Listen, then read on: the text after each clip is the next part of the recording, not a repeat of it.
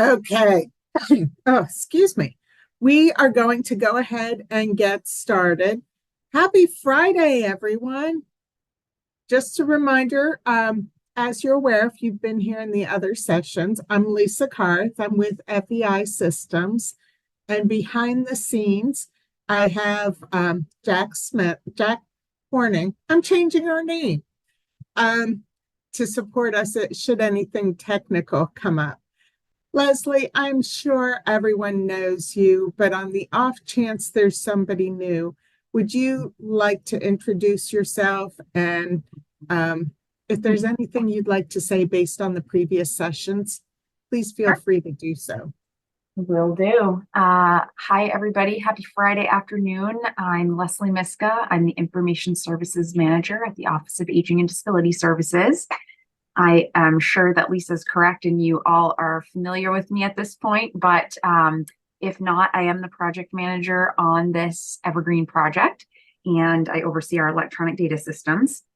And I think the sessions have been going great so far, and I am here to support Lisa by monitoring the question and answers.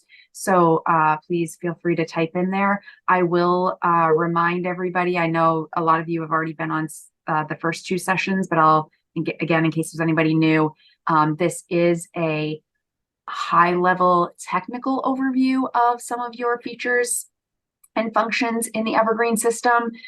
Lisa's going to show you how to navigate around, how to find different forms, create them, maybe make some edits to them. But she is not the expert on our business process. And I am barely knowledgeable about our business process, but I do know some.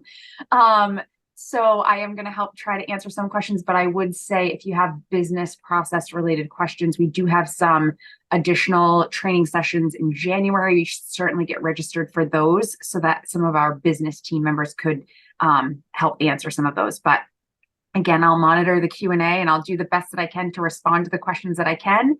And the ones that I can, I'll just let you know I don't know the answer and we'll get back to you on that in one way or another, either at a business process training session or by posting responses out on our frequently asked questions on the project website. Thank you. And I will say, Leslie is fabulous about getting back to people. So you need have no fear about that. Um, so let me take you through our agenda today. So we're going to do a recap of session B yesterday. If you were on the call, you know we had some hiccups with our PCP, specifically the HCBS form. And so, again, I just want to go back and briefly revisit those things. Our focus today is going to be forms. And the forms we are going to go through are the DD family billing, appeals, discharge, IST, individual support team, behavior management plan, safety device, and discharge forms. We are not going through all of the forms that you touch because there is a rhythm to Evergreen. Hopefully, you've already started to see this.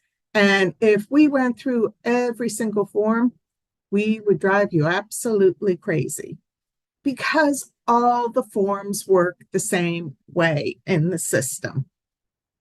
And lastly, we do want to remind you of some next steps and some closing. It never hurts for us to do that.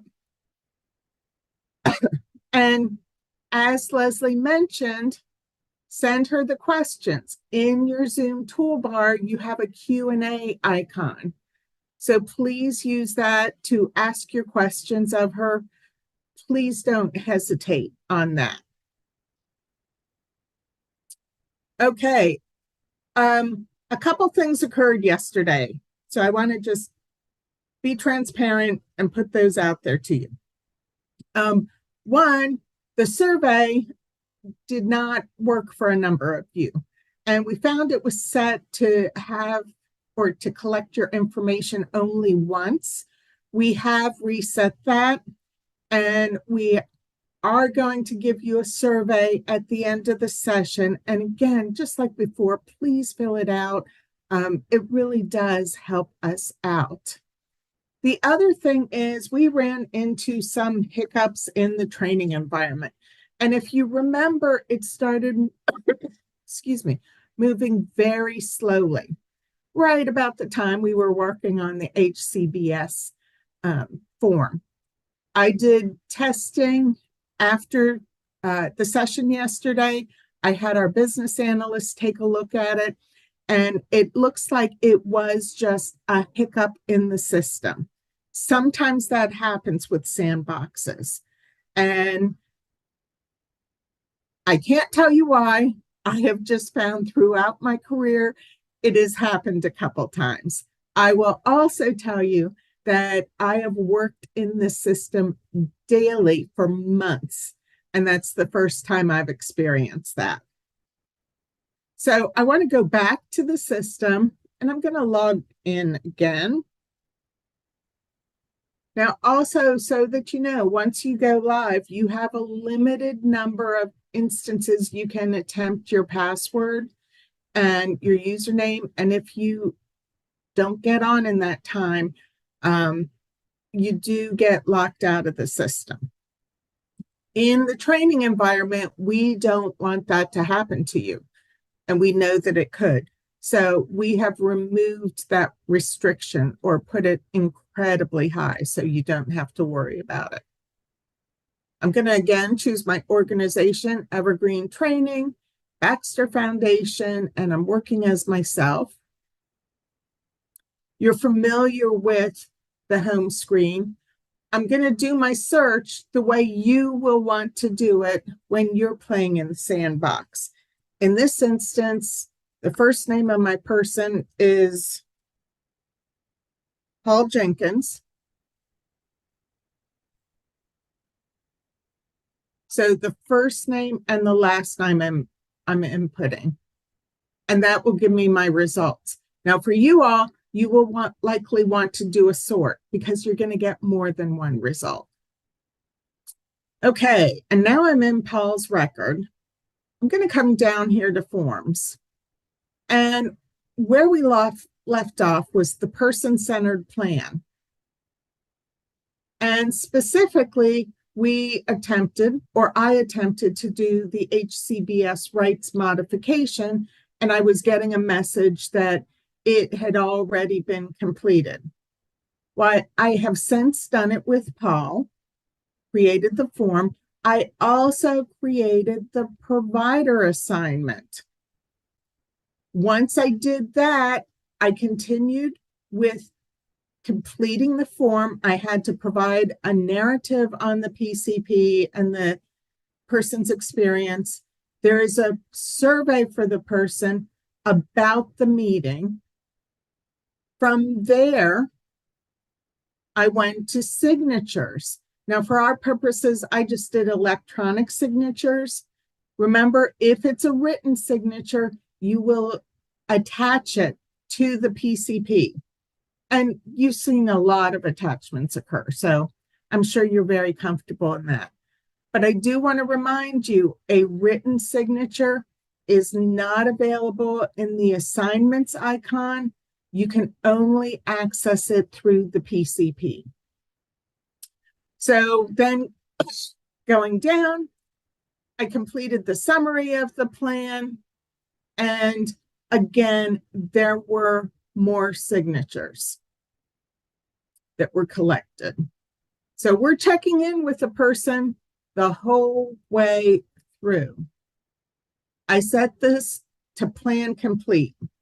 And once I did that, that generated a provider, a prior authorization. Those P's are getting to me. And a separate HCBS form was created. I'm going to use my back button because I want to go back to the forms, and I want to show you here is the HCBS rights modification addendum.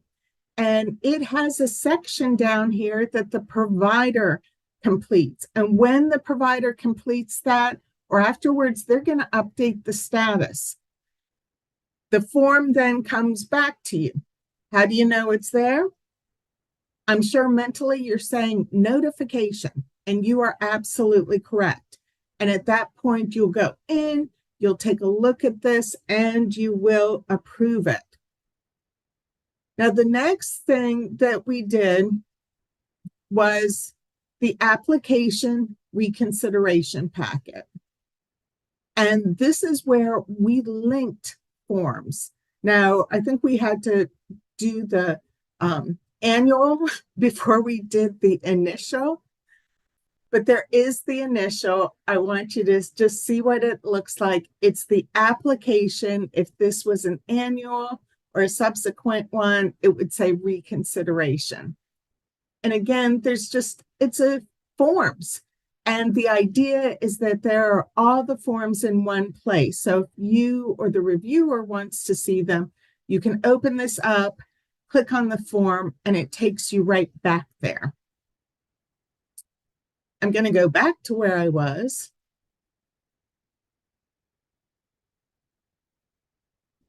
And this, I updated it as a case manager.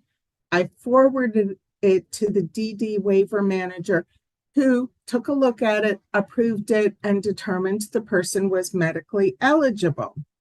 Because again, this is identifying if somebody is eligible for a waiver. I'm going to go back to my forms. The next step after that was the classification packet. I have a lot of forms here, so I'm going to do a search. I use the search to locate my classification packet. It was started the exact same way. You can tell that this one is the initial one. Paul is brand new. I started from scratch with him. And then again, there is a forms checklist. And if I click on any of these, it's going to open up the form. Again, this is the DD waiver manager takes a look at this and approves it once you've sent it to them. Again, there's notifications occurring throughout this process so that you know when you've received something, the DD waiver manager knows when you've sent something, and when it's classified, you also receive a notification. So we have lots of things to keep you informed. We also went through the reportable events, and this time to search for it, and I'm doing this as a refresher for you. There's this forms icon that's a filter for the forms. When I click on this, it lists all of the forms that have been completed, and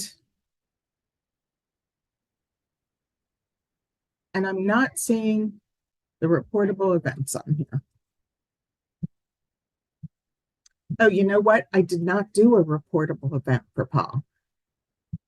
This would still work. I'm going to try that again.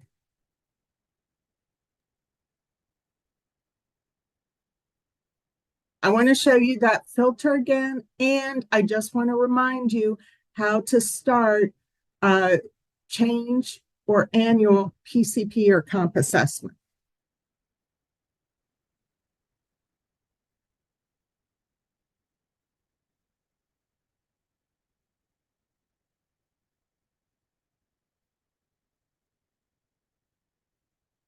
So I'm back here again. I'm going to forms. Within my forms icon, I'm going to click on that, and I would click on the form that I'm looking for and open it up. And this then gives me easy access, because at some point your persons are going to have a lot of forms in there, and you don't want to have to scroll through all of them. Now, you're going to sit there and say, why is she doing this again? And I'm very intentional on this. I want to show you and remind you how to do or how to start a 90-day or annual PCP/comp assessment. The process works the same as both of them. And the reason I'm redoing this is because I admit, for me, it's not necessarily intuitive. So I'm coming up here to my forms filter. And when I click on that, I can choose the form I'm interested in. And I'm going to select person-centered plan. I have to look for the active plan, the current and active. And from here, I have open record. You will not see archive. You will not see remove.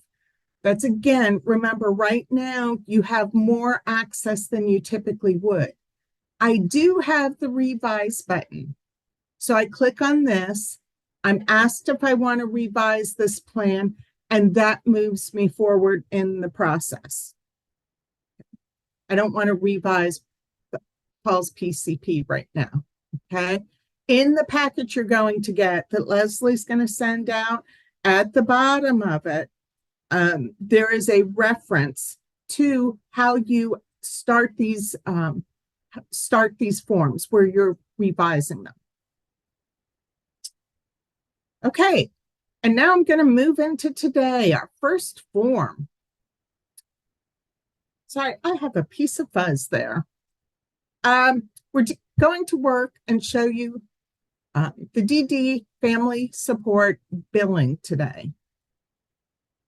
So this is used to request financial support for identified and qualified services and supports that are not covered by the waiver. So there's a pool of money that's out there that's available. An example of when this might be used is for something like heating oil. Now, the request can be made by anyone, but a family member has to be the recipient of the funds on behalf of the person and applying as identified. Often you're going to be the one who recognizes the need, and it's not necessarily someone else making the request. Your existing current, excuse me, your current process exists outside the system. Well, now it's going to be inside Evergreen, so everything is all together. You won't have to search in different places for information about the system. You locate it in Evergreen. You've not seen this before, have you? This is the start of the form.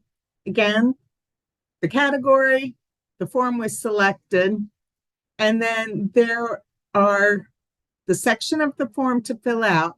We do want to point out the attachments because there's times that you're going to have additional items to attach. Maybe it's a utility bill. Maybe it's some other supporting document for the cost. That's where you attach it to the link. So I'm going to show you what this looks like.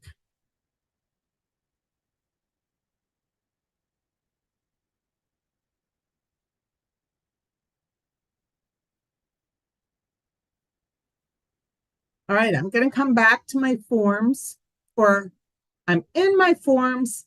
I'm selecting add new form. The form category, I identify it here. And I may select the wrong one.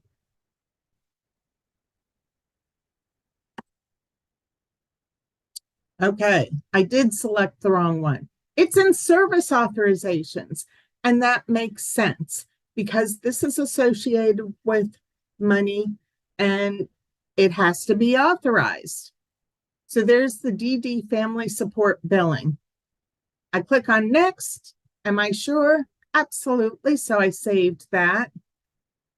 Just like before, there's attachments, there's the progress. And again, remember, close is that void stamp. The completion requirements, which identify the various details that are required. I can expand all, and there's my categories. I'm going to just start at the top of this form. And typically it's going to populate with the case manager information. your information. There's a place here to identify the family member who is requesting this.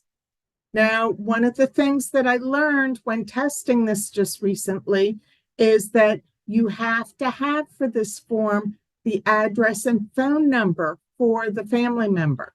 So, one of the things I highly recommend you start doing as a best practice is check those the contacts in the person record, that icon, before you start this form.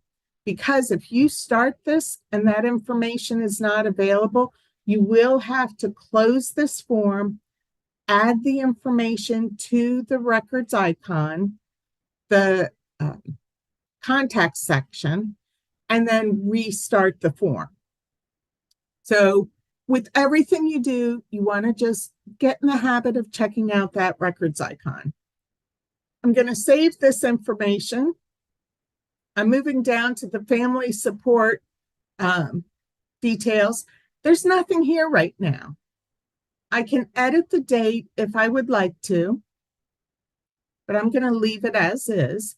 And I'm going to click here, add request.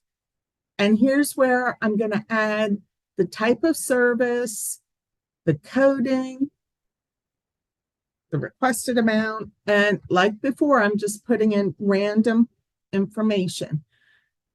Now then, here's the justification. So if you are not sure what to input, this ghost text is there to help you out, and the light bulb. So I'm going to click Save. My completion requirements have all been met, so I can turn around and submit this form. And now it's pending a review. So it has moved on to the financial team. They're the ones who check this out. Again, it makes sense. It's money. So when they receive the notification, they're going to open up the form. They are going to do this review. They're going to check everything out and identify it as complete. They may request a clarification. And a reminder, if they do request a clarification, the form is going to go back to you in an in-progress status. You will know it's there because of the notification. You'll be able to go in and make your changes and then again resubmit it. Or it can be closed. That's not what I wanted to do. So I'm clicking cancel. I want to complete this. It's asking if I'm sure, and I say, yes. Okay, this is telling me I have a completion requirement that's required. So when I come to this completion requirement, I click on that, and I have to see all requested services have been determined. Okay, and I know that you would not be doing this particular section of this form. However, showing you the navigation is beneficial because, again, I'm just reinforcing how the form works. Well, here I'm going to edit the determination, and there's the information for me, and I can approve or deny it. I'm going to approve it, save it, and now I can complete this form. And the status is completed. So now I'm going to go back to my PowerPoint because we are going to talk now about grievances and appeals. So this process is currently tracked outside of the system, outside of your current system. It's been incorporated into Evergreen to minimize the paper forms that are completed outside the system. Okay, and that keeps all of the information together. And it eliminates the need to go to multiple places and helps the grievance process move through the system. It's also tracking your timeline and your time frame. So that's pretty cool. So within the grievances, you have multiple levels. Level 1 and 2 are grievances and appeals. Now, who can access each level is based on their role. So you're able to access level 1. Okay. Now, if the person doesn't like the response in level 1 or they don't get a response, it can be escalated to level 2.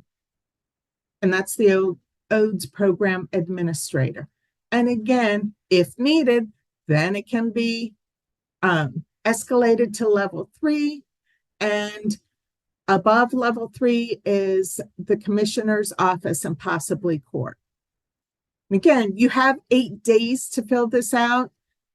If you're getting to that 8th day and it's not filled out, Evergreen's going to send you a notification. And here's what the form looks like.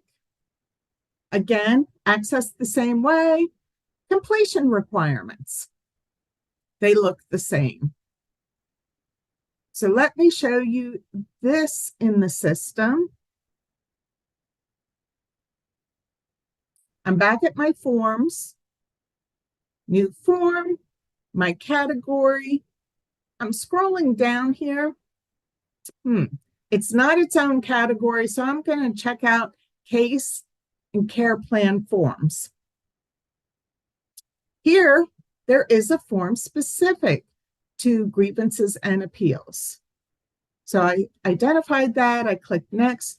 I'm identifying a level. Right now, because you're in training, you will see level 2 and level 3 as an option. Once you go live, you'll only see level 1 as an option.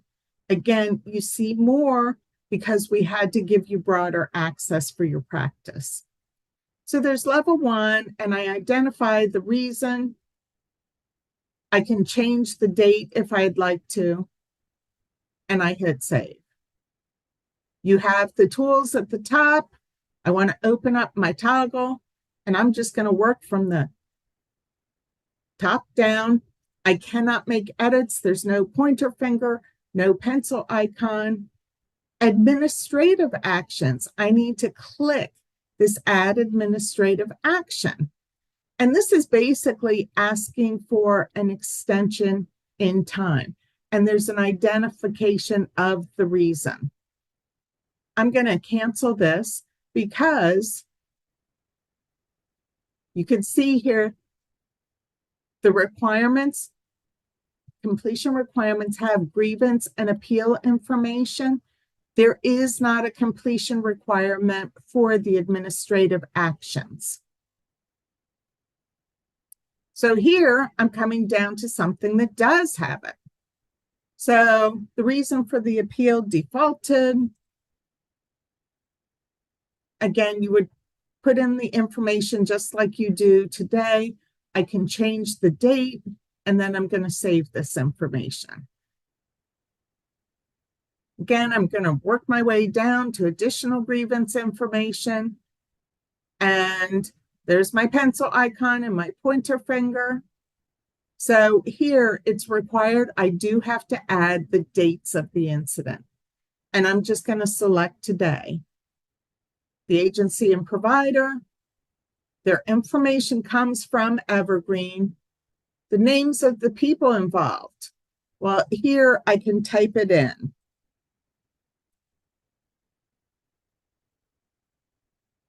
If I needed to add another date, I could do so. If I needed to add another person, I could do so using this plus button. And then I'm going to explain what happened.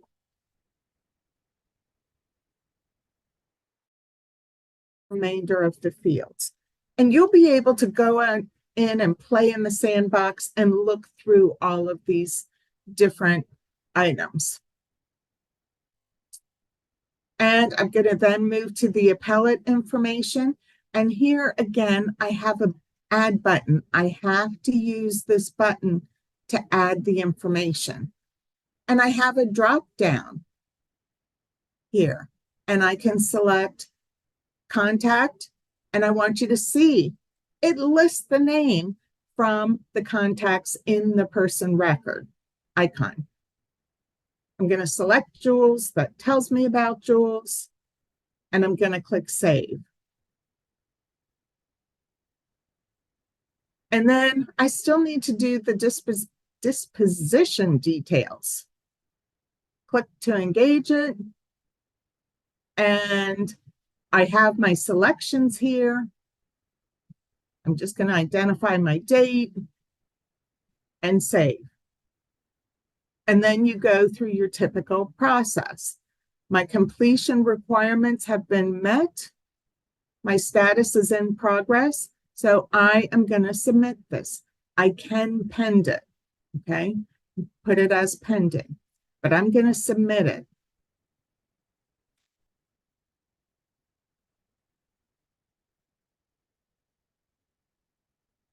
Okay. I want to show you submit versus complete. I'm submitting this to go to the next level. So again, make sure that you're reading these little messages and not just seeing them and clicking. And I'm going to click cancel in there and then complete. This is saying I'm completing the form. There's no next steps. And I click continue. And it's all done. At this point, I would not be able to make any edits in it. You would not be able to because it goes to the next person and it's essentially locked down. So back to my PowerPoint, and we are moving now to the individual support team form, the IST. Now you currently have this form in EIS.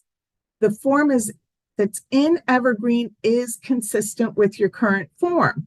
There's just been some improvements to include notifications so that to crisis at the 24-hour, 10-day, 3-month follow-up time, and when a crisis plan is recommended. So again, Evergreen's taking the guesswork out of this. Based on what you input, it's already got those items planned. And here is what the form looks like. It looks like so many other forms. And with this form, there's a meeting to evaluate the current situation and establish an action plan for the person with the service providers. Typically, this occurs with a hospital visit, and usually the person was in crisis. Now, I do want to let you know, you will be notified when an ER disposition form has been completed or a crisis temporary housing form has been completed. You don't have to guess about it. And you're going to want to review these forms, which triggered the notification, and then you're going to coordinate the IST meeting. So let me show you what this form looks like.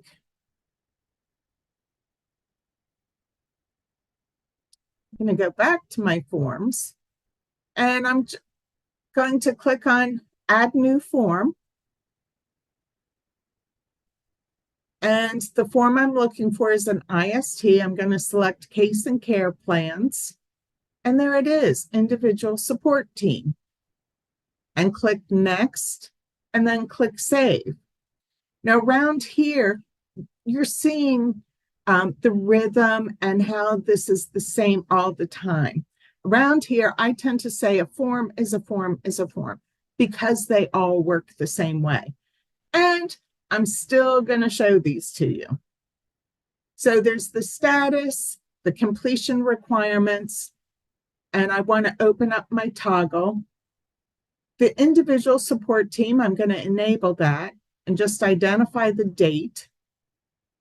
There's information here that's available and other information I have to provide. And remember, that exclamation mark turns into a green check mark.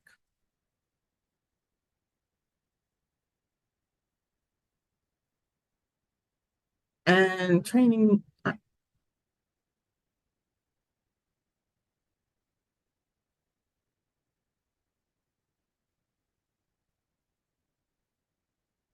So again, I do have to identify a follow-up date. I'm just going to say it's tomorrow. And I'm going to click save on this. Now I have to identify the IST members, okay? And here I'm going to click the add IST members, okay? So if you happen to be multitasking, stop for a minute, please, because I want to make sure that you understand this next part. I'm going to select staff member, and automatically this is identifying all the staff members who should be included. You're going to look at this in the sandbox and say, oh no, all these people should not be included. The reason they show up here is because your access to Evergreen is role-based. And you've heard me say that before. Well, everybody in the system, in the sandbox, has the same access. Part of that is saying they should all be part of the IST meeting. And there's not a way to pick and choose these people. They're already designated by the permission. Oh, there's a required field here. Actually, Lisa, I'm going to chime in. This is actually a bug in the system right now. Oh, This is supposed to allow them to select from the list of assigned staff members. Unfortunately, I don't think it's going to be able to be resolved before we go live. So I think we're going to give the guidance that people should use the other option okay. and type in the participants. It's supposed to, when they click on staff member, it's supposed to give them a drop down of all the assigned staff members, and then they would pick the ones that they want to add to the meeting. And I think the Okay. same thing might be happening with contact on this. Maybe you could check that. Okay. I definitely will. And okay. Now I heard you say, I think. And so my definition of think means that there has not yet been a formal decision. Is that a fair statement? I know that it's a bug that it's pulling in every single staff member. Okay. I'm But not sure if the bug exists on staff and contact. okay. I have found with training, sometimes when I say I think or it might, people take it as it is true. This is the way it'll be. So watch for communications on this. So I'm going to click on save. And then for IST members, I'm going to click here and I'm going to click on contacts. Now, again, you should be able to select them. My guess, which Leslie may confirm or deny, is that the IST members are identified. You know, you had to identify the different roles that they play for the person, supported decision-making supporter. Do you happen to know, Leslie? Because that's the commonality they both have. Oh yeah, no, again, I think what you're seeing here, Lisa, is it's just showing you every contact that's on Paul Jenkins' Okay. record. Okay. Which so this does confirm that there's a bug for both staff and contact Okay. right now. It is tracked and it will be resolved, and we'll try to get it resolved quickly. But with the deploy just a month away, we do have to go into code freeze, so it won't be resolved before we go live. So people should use the other option until we're able to resolve that, unless, of course, all of their contacts are at the meeting, but I suspect that that won't be the case, and same with staff member. So this will allow them to type those participants in until we get that resolved. Absolutely. And Leslie, at the end of this, would you ground all of us about what a typical go live experience is? Well, yeah, I will. Thank you. Yeah, oh, you're welcome. I get distracted, which is why I had to mention it. I'm going to cancel this. So my completion requirements have all been met. Guess what I'm going to do? I'm going to update the status to complete. And I need to identify the reason. And this is probably not an accurate selection. I'm just making a random selection. Okay, another thought that I had that kept going in and out of my brain. This status is completed. It can be activated, but right now it's all done. With this form, there's a lot of business process associated with this. There's a lot of business process associated with all of the other items we've talked about. I highly suggest that you attend one of Leslie's sessions in January. And the reason for this is even if she answers the questions you have today, somebody else is going to come up with a great question that you never thought of and you will want the answer to. So I highly encourage your attendance in that. And I'm going to click back. So Leslie, I'm going to pause for just a moment and see if there's anything else you would like to add, because we are rolling right along and we have just about 3 more forms to go through. Yeah, of course. So, well, I'll start with just a little bit more information about deploy and go live and what to expect there right now, just since that was fresh and we just experienced that bug in this training environment. And I have mentioned this on like our informational webinars and other training sessions that I've held as well. So you may have heard this already, but everybody on this call I know is intimately aware that this is a very large system, complex system, lots of functionality that we're deploying into the new Evergreen system. We have done a ton of testing. FEI, my team, everybody has been very heavily involved in testing. Even some of the folks on this call have participated in some of that activity. We tracked lots of different issues that needed resolution. Some of them were severe and some of them were not quite as severe and maybe down even to the point of what we would refer to as cosmetic. We are attempting to resolve as many of those issues as possible, but there are a few things that we are aware will not be resolved before we go live. Again, many of them, what I would consider cosmetic in nature. It's more of just an annoyance than something that's broken per se.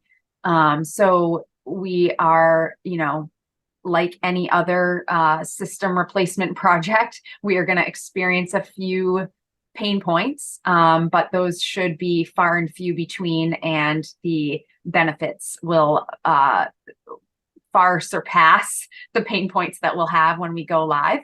But we are just asking that everybody be patient with us. If you experience something that is, not ideal, you can certainly report that, and we will make sure that it is on the list of things that will be recovered.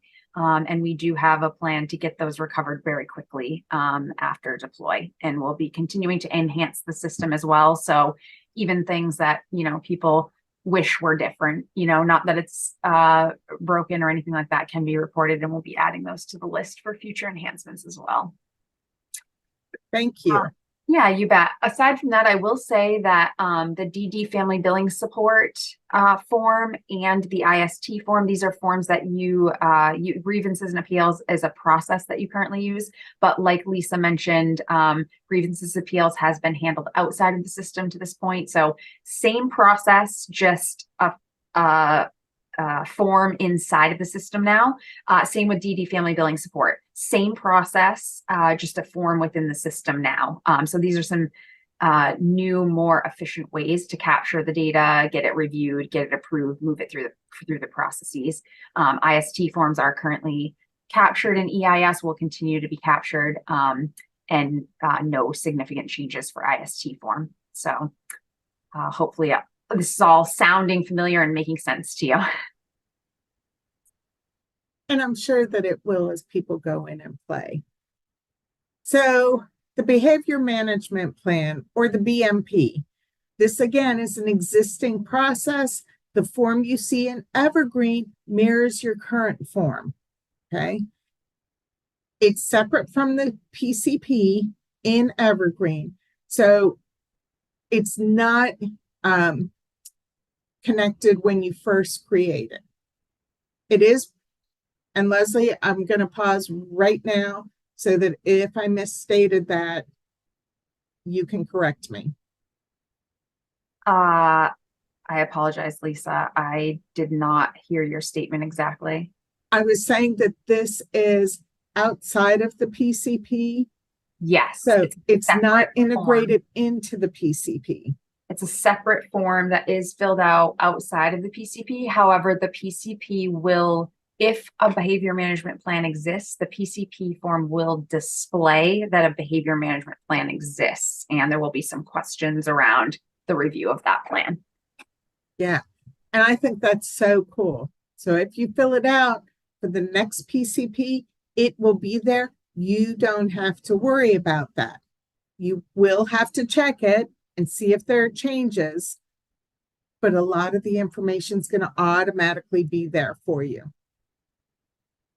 Now, this is completed if there's challenging behaviors, and you could have this and an HCBS rights modification. There's similarities. Again, that's part of your business process, and it's going to remain the same.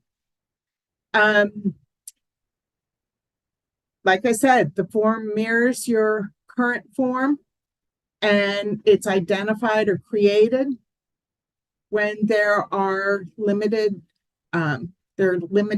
needed due to challenging behavior, or one or both. This one's a little more broader and tends to address behavior issues that are more severe than what would be covered by the HCBS rights modification addendum. And this, I'm going to challenge your brain for a minute. If you think back to when we did the PCP yesterday, and when I was doing the HCBS form, there was one question that I showed you about the justification behavior.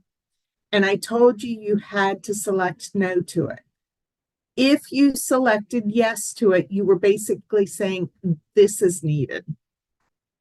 So Evergreen is going to, again, give you some tips about this. And again, once this is created, it is carried forward into the comp assessment and the PCP. And here's what it looks like. Started the same way. Again, completion requirements. I am not spending a lot of time on these things. I think you've seen a lot of forms, and please send Leslie a question in the form of a statement if you'd like more information on every form, okay? But I want to be respectful of how much information you've absorbed, and this is some feedback that we received on our evaluations. Okay, I'm going to show you what this looks like. I'm going to go back here to my forms, and again, I'm going to add a new form. And my category is case, care, plans, and forms, and it's right at the top. So I'm going to click on next, confirm that I do want to create this, and here I'm in the form. Again, the tools look the same. In your drop-down, close is still that big red void, the completion requirements, and of course the toggle. And again, I'm just going to start at the top. This is general information. I need to identify the level of the plan. And based on that, I'm going to get another question. In this instance, it's required. Information from the HCBS form automatically populates here. And then you have another message. You will want to be sure to read this. I do need to add a qualified professional, just their name.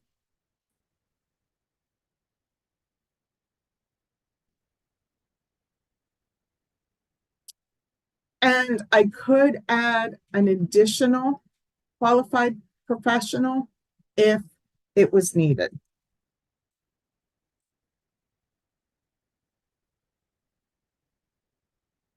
If I click this plus, though, I have to fill it in. If I find I clicked that plus accidentally, I would have to click the minus to remove it. The challenging behaviors, this is a button where I add them. And again, just a reminder on your completion requirements, the exclamation mark means it's required by the form. The asterisk in this orange bar means it's required by the system. You cannot save the information on this screen unless you filled out all of those red asterisk fields. And again, for the frequency, intensity, duration, you have up to 250 characters. So you can put some details in there. And I'm going to click save. I can edit this if I wanted to. I could delete it, and I can certainly add additional challenging behaviors. Looking at my completion requirements, I am working my way down. I have my first two things done. My preferred way of working is to check on the completion requirements early on so I can easily go back and check something. You're going to do it the way that works best for you. I then clicked on the description of interventions to be utilized, and I opened that up.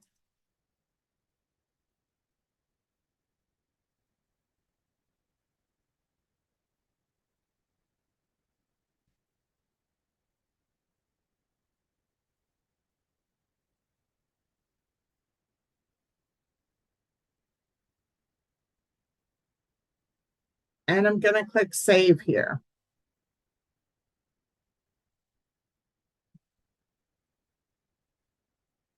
It was just a description of interventions to be utilized. I'm going to go to rationale.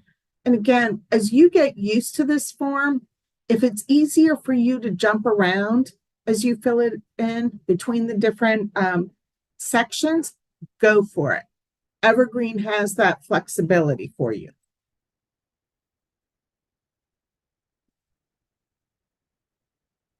I'm going to do the restraint component now. This is a drop down, and I'm going to select no. I don't have any additional fields. If I select yes, I do have additional fields, and I have this message to attach the most recent psychological assessment within the next 6 months. And I'm going to keep that as is.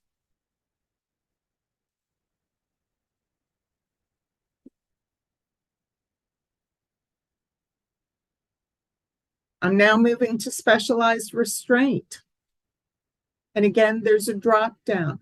Based on my selection, I'm going to get additional questions. Or if it's no, I will not. In this instance, I'm going to select no. You saw what happened with a yes already. Psychiatric medications, again, clicked on it to open it. And here it tells me what I have to attach. And I'm going to say no on this one and save it. I'm now at in-home stabilization. If I say yes, I have to attach that plan. If I say no, I don't have to do anything else.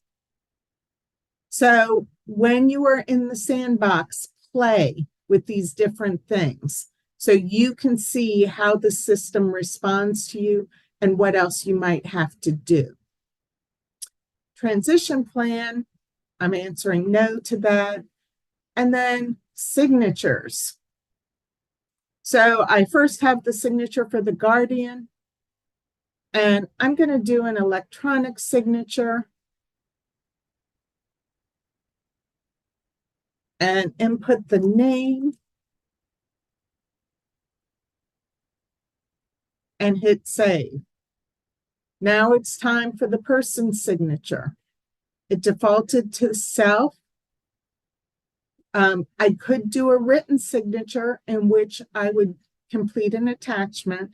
You saw me do a lot of attachments yesterday, and you have the micro learning if you'd like a refresher on it.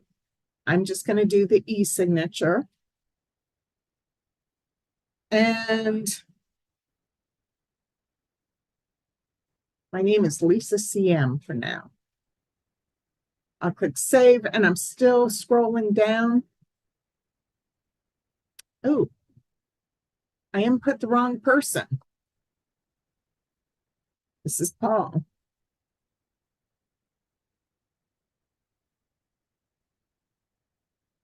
And the way I caught that is scrolling down here. I looked at who's supposed to sign and was like, oh, wait a minute. I already did that person. So I knew I had to go back and make a correction.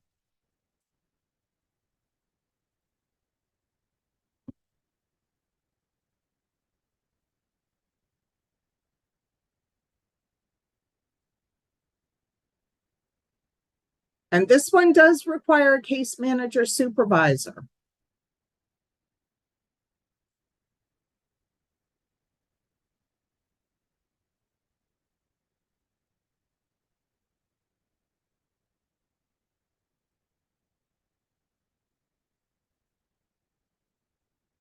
It's going to be Jack CMS for case manager supervisor. I'm at the bottom of this. If there are additional signatures that are needed, I can click the add signature button and add them. I want to check in on my completion requirements because I'm at the bottom of my form. I have this one last section to do. But one of the things that I wanted you to see is that in addition to that last section, I now have a completion requirement that has the checklist of required forms. And so the system, Evergreen, is going to help identify what those forms are. And while I have this up, I'm just going to make a note of what those forms are.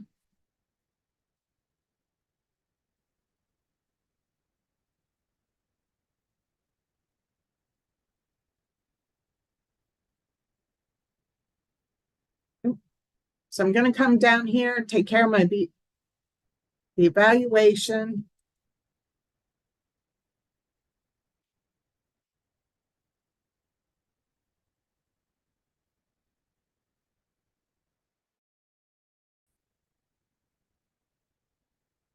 And I need to add my attachments now. And again, it works the same way. If you need to, do like I did and add a list of the attachments that are needed. The other thing that I could have done was when Evergreen said, attach this form, I could have taken the time then to attach the form and it would have already shown up as already attached.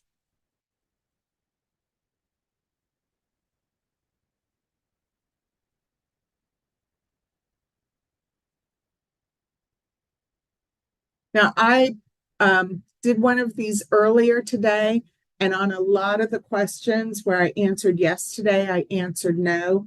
And I still had to attach the functional assessment and the BMP physician evaluation.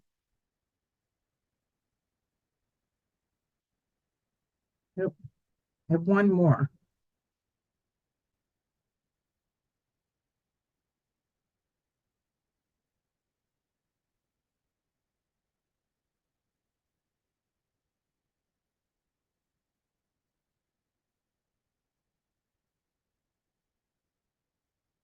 Those my completion requirements, they are all done. So I'm ready to update the status and submit the form. And I'm being told I can't undo it once I submit it. So I'm clicking continue. And it now goes to a pending committee review.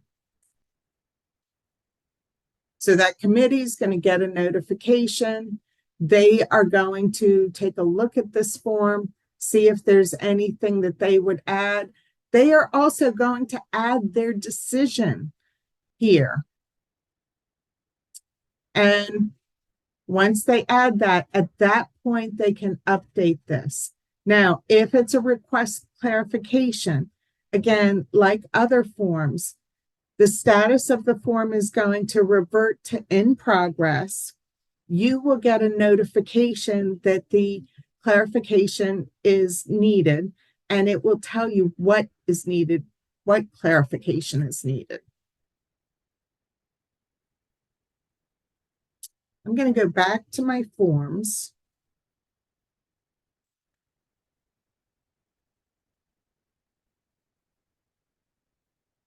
We have two more forms to complete, and then, of course, our wrap-up stuff. I was going to power through these items. Lisa, I want to actually just chime in for a minute. I gave some Please bad do. information in the Q&A, and I just want to correct it verbally with everybody, and I'll make sure that it gets corrected properly out on the FAQ. There was a question around whether case managers are going to populate this BMP form, and I said yes, that was my understanding. I apologize. I think that is inaccurate information. I believe you'll still work with oh, I don't even want to answer. I'm sorry. I'm going to get some clarification around that. I said that was my understanding, but I'm going to get some clarification around that. And I will make sure that that information gets incorporated into our business process training on January 8th, on who should be filling out these forms, whether it's case managers, providers, or if it's somebody internal to ODE. So we'll get clarity around that and share that at our PSP, BMP, HCBS rights modification business process training on January 8th. So definitely get registered for that. And we'll also make sure it gets posted out to the frequently asked questions. Cool. And thank you for that. I've made a note of it myself. Do you have any objections if I power through things? I am totally fine. Okay. And if anybody's desperate, send Leslie a question that just more of a statement saying I need one, and she'll pass it on to me. Okay, our next form we are moving to is our safety device approval packet. You've seen a couple other packets. This works in a very similar way. And I'm going to go to case and care plans and forms and scroll down, and there's my safety device approval packet. I'm going to say next. Am I sure I want to complete this? And I'm going to say yes. And I'm actually going to come up here for a minute to health information on this form. And I want to come to devices and modifications to add a new one. Within this, I clicked add new device or modification. There is an opportunity here to add a safety device. Well, when I click save in this, I'm not able to add anything. I'm not able to add this until the safety device approval packet has been approved. So I wanted you to see and connect some dots on that error, because that is intentional. I'm opening back up my safety device approval packet. Again, looks like other things. This form, my completion requirements is only attachments.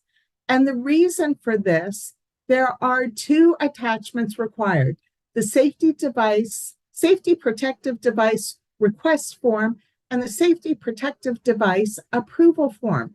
These are forms that you complete outside of Evergreen.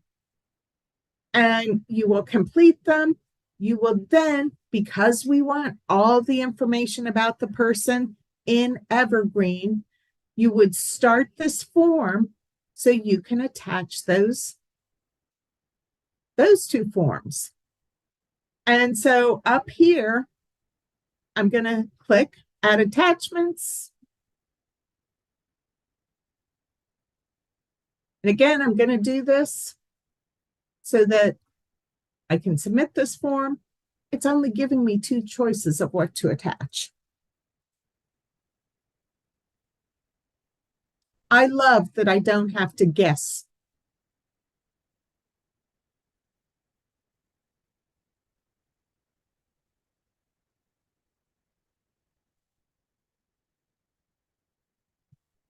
Okay, I have my two forms.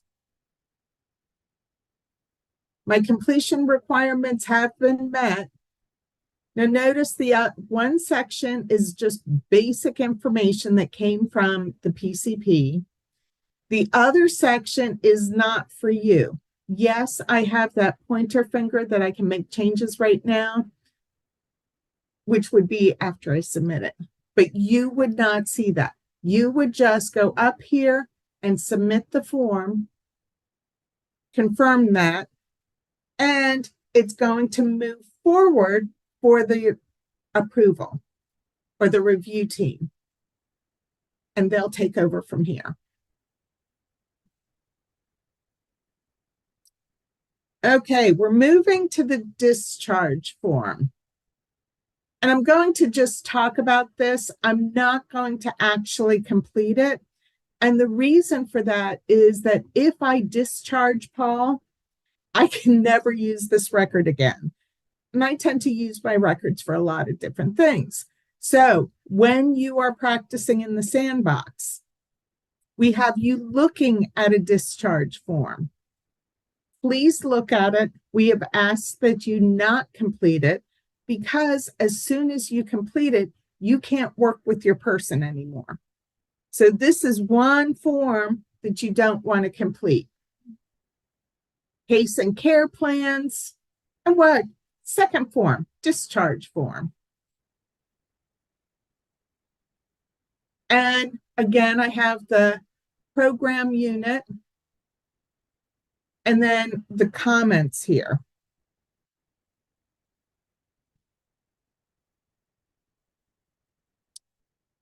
And I say yes. And I'm coming down now to the second category, the second section, with the date of discharge and the reason.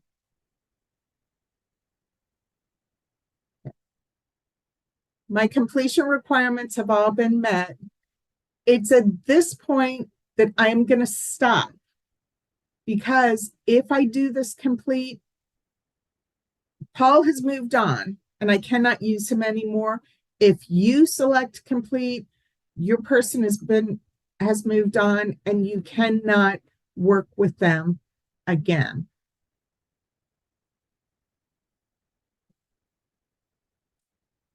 So Leslie, before I move into our next steps and that sort of thing, I wanted to see if you wanted to add anything specific to these two forms.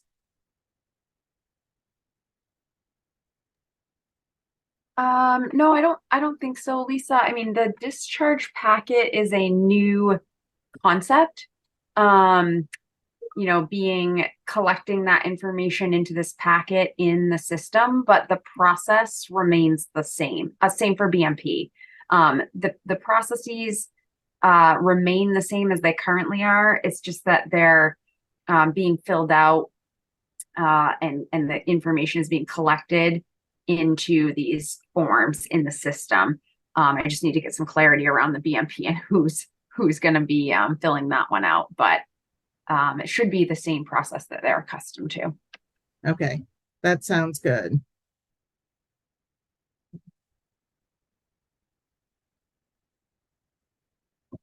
I'm going to need to move myself forward in my PowerPoint here. Okay, the next steps. You have seen these before, but again, it bears repeating. I am going to start with this one that's near the bottom. Plan ahead. And if your life is like mine right now, with it being the holidays, it's getting a little chaotic. I encourage you to start planning now so that you can enjoy the rest of the year and have that off of your plate. So plan now. And some of the things you're going to do is go into the sandbox and you're going to practice, practice, practice. Again, just please, anything you input, keep it clean. Um, you would really be amazed at some of the things I've seen. You're going to watch the micro learnings again if you need a reminder about how to navigate, because they're high level, they are very short, and they really are very helpful. You are going to watch for emails from OATS because one is going to be your person to work with and information about accessing the sandbox, but there's also other communications that you will receive. And you would be amazed at the number of times I hear, oh, I didn't get that notification or that email. And I have the person look through the emails. They're like, oh, here it is now. So do be attentive to that. Again, tie up your loose items in the system, finalize and finish anything in progress that you can.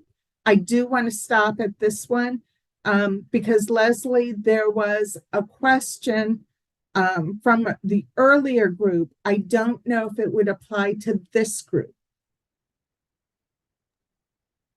You'd think that I'd be able to remember from this morning, Lisa, what the question was. I don't remember right offhand, but as it relates to tying up loose ends in the system, it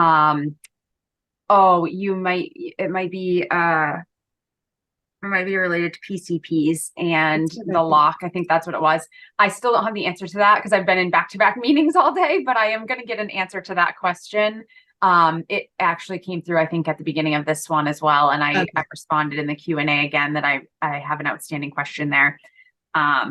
We will definitely let you know whether all PCPs need to be locked. I know definitively that completed ones need to be locked, but I was not aware that in-progress ones needed to be locked.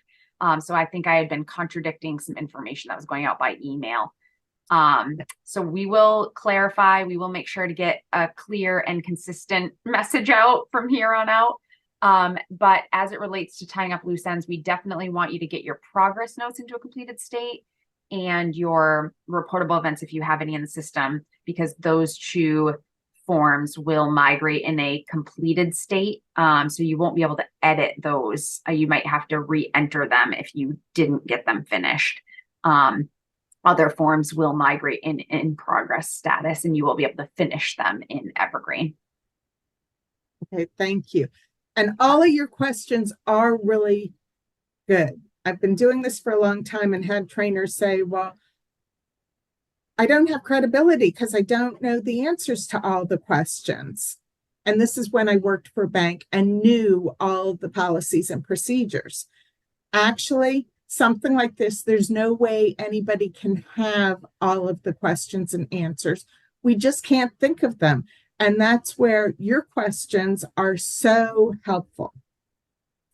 The other thing that I do want to say about systems, Leslie mentioned some pain points, and there will be some pain points. And I, again, want you to know that is not specific to Evergreen. It is not specific to the work FEI and OATS have done. Again, and I hate admitting the number of years, 30 years I've been doing this. Lots of system implementations. And in those 30 years, I have never seen one without at least one pain point. Okay, so don't make any assumptions about the system. It is a great system. And again, I've worked on a lot in the 30 years. Again, there are the FAQs and recordings. They're on the project website. And you have the email for questions. Put them in the chat. She also added for you the micro learnings. She added a whole bunch of new links today. The second one is the survey, and it has been opened up. So if you've completed it before, you can complete it again. So please take a moment, click on that link, start filling it out now. Because, like I said, I do take a look at those. If not today, it'll happen over this weekend. And we value your feedback. And again, I just read the rating scale to make sure you're making the selection you want to make. We do get people who say they strongly disagree to things, and it's very evident to us in the comments that that's an error. It wasn't meant to be.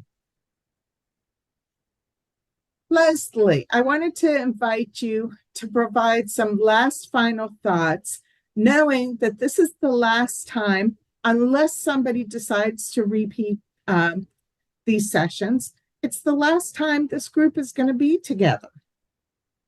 Yeah. So first thing, there's one more question in the Q&A that I was just typing a response to regarding increased level of support services and assistive technology devices, and whether those will continue to be submitted outside of the system to the CRT team. I do know that there is a BI assistive technology, BIAT form that can be filled out and should be filled out in Evergreen. So I believe you will no longer need to send that directly to the CR team outside. You can fill it out in Evergreen and it will go right to them. However, I am not aware of an increased level of support services form, so I will take that back to our business team, and we will make sure that we get a response to that on the FAQ page. And I think the other question that just came in, I think is similar, related to, is there a form for enhanced staffing? I am not aware of a form for that. I do know that the PCP obviously captures waiver services, and it will allow for the capture of a service for medical add-on, but I'm not aware of separate form that will collect that information. So I do need to ask our business team about that, and certainly will make sure that we get a response to that. We'll likely post the response to our FAQ, but we may also incorporate that response into our SIP authorization classification reclassification session. So if you haven't already registered for that session, definitely make sure that you do. It's scheduled for January 5th from 1 to 3 p.m. And you can get that registration link right out on our training page. And I did respond with the link to the training page on one of the questions already in the Q&A. And I think, yeah, Jack already put the micro learning link. Right below the micro learnings are all the registration links for all of our upcoming training sessions as well. So I had already made a plug for the PSP BMP HCBS rights session, which is on January 8th. We just talked about the one on January 5th. There is also a comp PCP 90-day review business process session on January 4th at 8 a.m. And there's some there's also an applications one on January 8th, and there's a provider one on January 9th. So definitely check those out, get registered for those. A lot of the questions that come in are related to process, and that's what we'll be focusing on in those sessions. And I did also just get a comment that, so I guess I'll speak to this too. We have started sending out these training sandbox training access emails. So case managers, care coordinators were at the top of the list. We want you guys to get in there as soon as possible because you do have the most functionality in the system. So we want you to have ample time to be navigating around in there. And there was a comment that just came in that somebody received their email, but there were a few community case managers that were missing. Can you please reply to the email that you received? You should have received that email. I think it came from Nancy Kitchen. She will make sure that, and let her know who got missed, and she will make sure that they get a person record assignment as well. And if I can just add, if there were people on there who are no longer with you, if you could include that as well. We provided extra persons, and there's still a limit. Yeah, That will help. Yeah, for sure. If we assigned a person record to somebody that no longer works for your organization, it would be very helpful to know that so that we can reassign that person record out to somebody else. Thank you, Lisa. That's a good point. You're welcome. My final thought. At some point, you're going to look at the screen and say, oh my gosh, I don't know what to do. That's where I want to remind you to take that deep breath, let it out, read the screen. The answer will come to you. If you have to get up and take a walk down the hall to another room, whatever, and come back, read your screen again, and it's got things flowing. It's given you a different perspective, and the answer will come to you. I know that for a fact. Lastly, I just want to say thank you for being here. Thank you for being here for the past 3 days and today on a Friday. I hope you have a fabulous weekend. Enjoy it. Thank you, Lisa. Thank you all for participating and for showing up 3 days in a row. Absolutely.